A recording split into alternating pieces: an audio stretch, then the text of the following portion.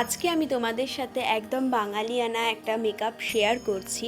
সামনেই পয়লা বৈশাখ, আর অনেকেই বাঙালি সাজতে খুব পছন্দ করো, তাদের জন্য স্পেশালি এই ভিডিওটা বানানো।